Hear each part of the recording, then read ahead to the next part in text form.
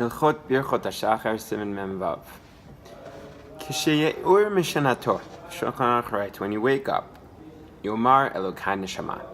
The first thing a Jew should do is say, Elokai neshama, the soul that you gave me is pure. You should stop and say, wow, God, you gave me back my soul. I appreciate it. Nowadays, we usually say moda'ani instead.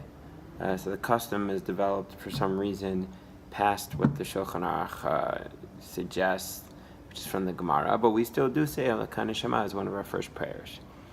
Not sure exactly why we don't follow the original idea of the Shulchan Aruch, but maybe just because Modani doesn't even have any reference to God's name.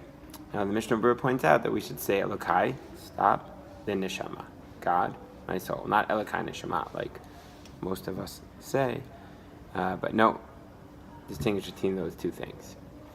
And thank God. Now, what's the idea behind this halacha? I think to associate the first thing that we do in our life with gratitude and recognizing that we have a soul. A very important idea, so we start off our day with that.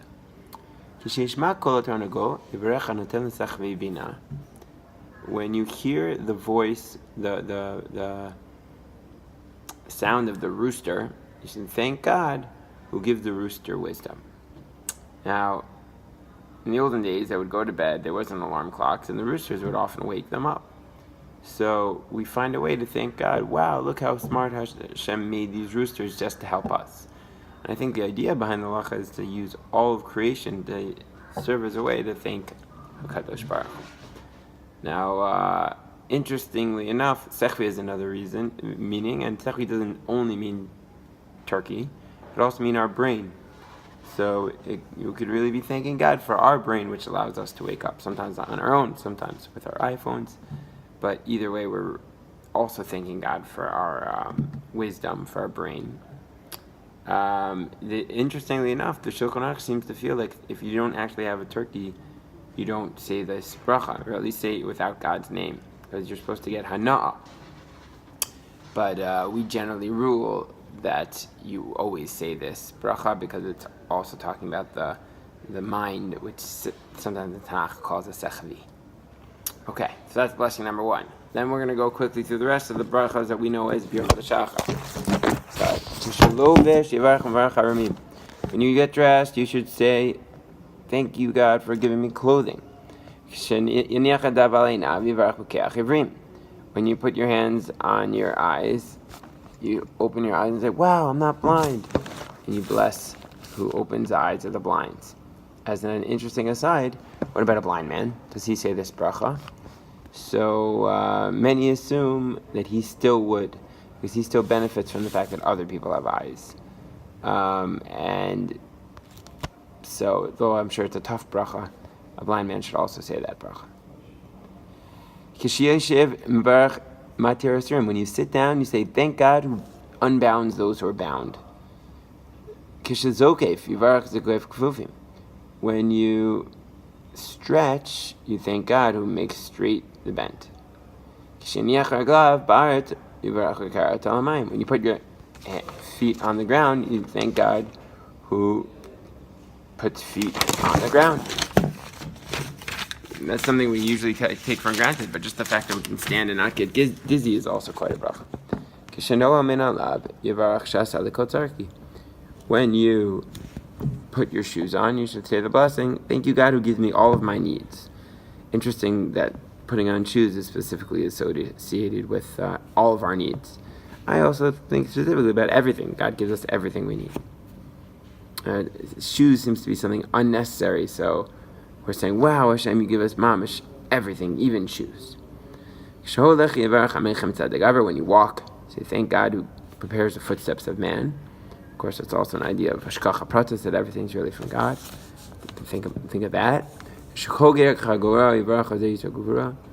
When you put up your belt on, you say, blessed Hashem who girds us with gvura, inner strength, because the belt separates between the lower parts and the higher parts of the body, alluding to the idea that we should have, be able to distinguish between our spiritual and our physical sides. And that's what we think about when we put on our belt, or nowadays our pants, which have built-in belts. And the right, if you put on any pants, it's also considered. When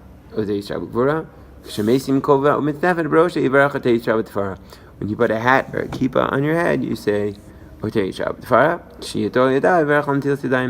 and then when you wash your hands, you say Al Netilas Yadayim. And the Mishnah Berurah points out that these are the two brachas where we don't just thank God individually, but we thank all of Israel.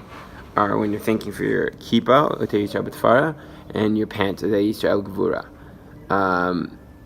And the idea being that these are the more klali, general things, not just physical benefits, but what they allude to, the gvura and the beauty of the Jewish people and putting a kippah to bring us Yiras Shamayim. So that's why we refer to all of Israel. Finally, when you wash your face, who takes sleep from your eyelids, then you say the entire blessing.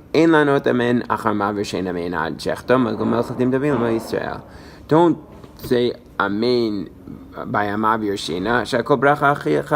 Even though in the Siddur sometimes it looks like two brachas, it's really it's one bracha.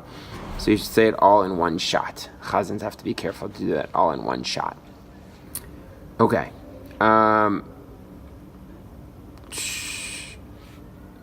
Anything that I'm forgetting? So what we're going to try to do is always stop and think and say, what's the idea behind these halachas? So the Mishnah Berurah writes very beautifully that we should, anytime we get hana'ah, pleasure out of the universe, we have to thank Hashem. We have to say, wow, thank you Hashem.